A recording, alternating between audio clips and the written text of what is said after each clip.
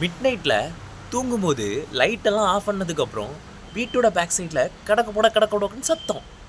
என்னடான்னு பார்த்தா பெருச்சாளி.